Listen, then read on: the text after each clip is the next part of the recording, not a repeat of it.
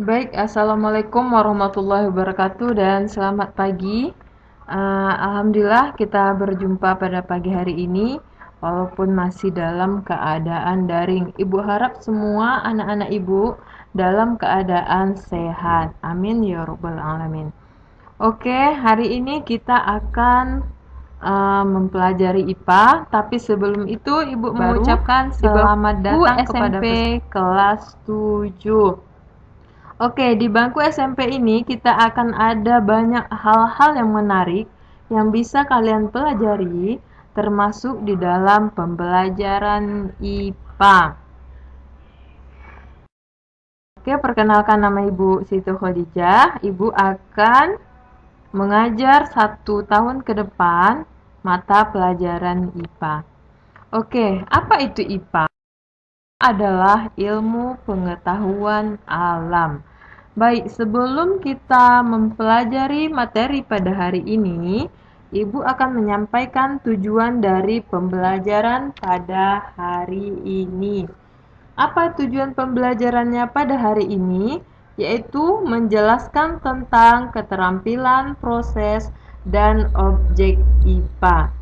Jadi untuk IPA itu sendiri, kita akan bahas-bahas hal-hal yang ringan dulu sebagai untuk pemanasan untuk proses pembelajaran selanjutnya. Jadi, hari ini kita akan membahas IPA yaitu ilmu pengetahuan alam. Apa saja ilmu pengetahuan alam ini? Yaitu ilmu yang mempelajari segala sesuatu yang ada di alam sekitar kita. Apa saja yang terjadi di alam sekitar kita? Ada makhluk dan makhluk tak hidup. Makhluk hidup ini seperti apa? Seperti kita lihat pada gambar, makhluk hidup itu seperti manusia. Jadi kita ini termasuk makhluk hidup. Kemudian apalagi ada hewan. Bisa dilihat di sini ada gajah, ikan, ular, ada kucing, kuda, burung. Kemudian apa saja lagi? Ada tumbuhan. Jadi ketiga macam ini adalah contoh dari makhluk hidup. Jadi IPA ini ilmu yang mempelajari segala sesuatu yang ada di alam sekitar kita, mulai dari makhluk hidup. Ada manusia, ada hewan, ada tumbuhan. Kemudian apa saja lagi yang ada di alam sekitar kita, yaitu makhluk tak hidup. Makhluk tak hidup ini seperti apa? Ada kendaraan, ada meja, ada kaos kaki, ada juga batu dan lain sebagainya. Kemudian apa saja lagi makhluk tak hidup? Hari, air, tanah, dan batu. Oke, selanjutnya dari sudah dijelaskan tentang IPA, mulai dari mempelajari makhluk hidup dan tak hidup, kita akan bagi lagi yang dinamakan dengan objek IPA. Apa saja objek IPA ini? Mulai dari biotik dan abiotik. Biotik ini itu apa? Objek yang terdiri dari makhluk hidup. Itu yang dinamakan biotik. Kemudian abiotik. Apa itu abiotik? Yaitu objek yang terdiri dari makhluk tak hidup. Jadi objek IPA ini tadi ada dua, biotik dan abiotik. Sedangkan IPA itu sendiri membahas tentang apa tadi? Makhluk hidup dan tak hidup. Seperti dijelaskan pada slide sebelumnya. Oke, kita lanjut ya. Oke, objek IPA. Objek IPA tadi ada dua, biotik dan abiotik. Kemudian bagaimana cara kita mempelajari objek IPA tersebut? Bagaimana kita mempelajari objek IPA tersebut? Bisa dilakukan dengan penyelidikan ilmiah. Oke, ada beberapa tahap dalam penyelidikan ilmiah. Ayo kita akan bahas satu per satu. Oke, setelah kita mengetahui objek IPA, mulai dari biotik dan abiotik, kita bisa melakukan 3 langkah penyelidikan pada IPA. Yang pertama yaitu mengamati. Apa itu mengamati? Yaitu proses untuk mengamati atau memperhatikan suatu objek dengan menggunakan panca indera atau alat peraga. Kita contohkan dalam mengamati rusa. Kemudian kita contohkan apa lagi? Dalam mengamati bakteri dan virus. Dalam mengamati rusa, kita bisa menggunakan panca indera. Panca indera apa saja yang bisa kita gunakan, yaitu dengan menggunakan mata. Jadi, panca indera mata kita gunakan untuk melihat dalam mengamati rusa. Kemudian, mengamati dengan menggunakan alat peraga. Kita contohkan alat peraganya apa? Kita contohkan alat peraganya mikroskop. Jadi kita bisa menggunakan mikroskop ini mengamati apa? Mengamati bakteri dan virus. Jadi mengamati ini, proses mengamati kita bisa menggunakan panca indera dan alat peraga. Panca inderanya apa saja kita bisa gunakan? Bisa dengan mata, yang penglihatan, hidung, mulut, kemudian indera peraba atau kita rasakan struktur atau bentuk dari objek yang kita amati. Selanjutnya, langkah dalam penyelidikan. Kedua. Oke, selanjutnya kita akan penyelidikan IPA yang kedua, yaitu membuat inferensi.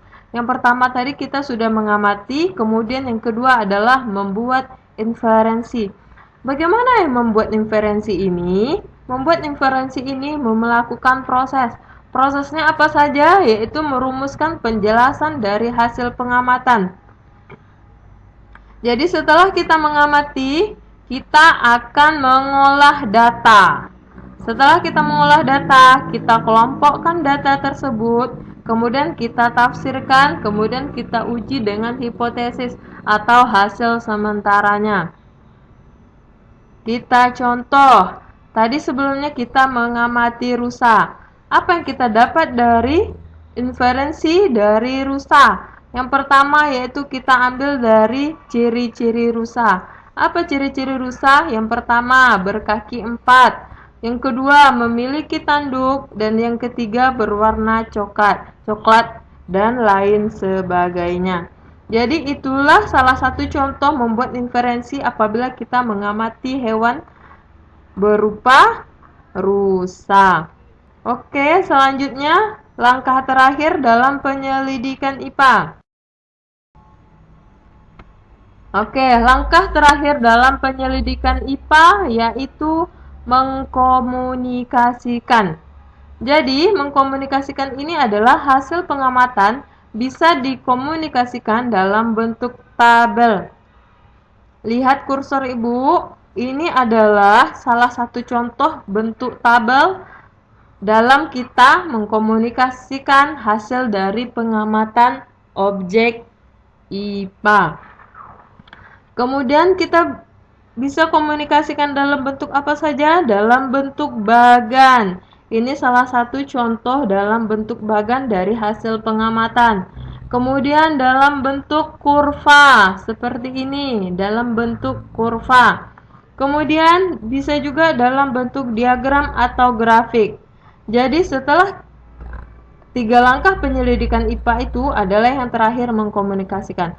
Mulai dari mengamati, kemudian membuat inferensi, dan yang ketiga adalah mengkomunikasikan. Boleh dalam bentuk tabel, dalam bentuk bagan, dalam bentuk kurva, atau dalam bentuk diagram atau grafik. Jadi sampai di sini paham anak-anak Ibu. Dari objek kita simpulkan dari objek IPA mulai dari biotik, kemudian abiotik. Biotik itu tadi adalah objek yang terdiri dari makhluk hidup, sedangkan abiotik adalah objek yang terdiri dari makhluk tak hidup. Dari objek itu, kemudian apa yang bisa kita lakukan atau kita pelajari dari objek IPA tersebut yang telah Ibu jelaskan? Yaitu mulai dari mengamati, membuat inferensi, dan yang terakhir mengkomunikasikan. Jadi itulah kesimpulan pada proses pembelajaran pada hari ini. Ibu harap semoga anak Ibu bisa memahami apa yang sudah Ibu jelaskan pada hari ini. Oke, pada hari ini cukup sekian materinya yang Ibu sampaikan. Adapun tugas hari ini adalah amatilah 3 hewan yang sering kalian temui di sekitar rumah. Tulislah ciri-ciri hewan tersebut dalam bentuk tabel. Silahkan dikumpulkan di Classroom IPA kelas 7. Oke, cukup sekian penjelasan Ibu pada pagi hari ini tentang objek IPA. Lebih dan kurang Ibu mohon maaf. Assalamualaikum warahmatullahi wabarakatuh. Warahmatullahi wabarakatuh. Terima kasih.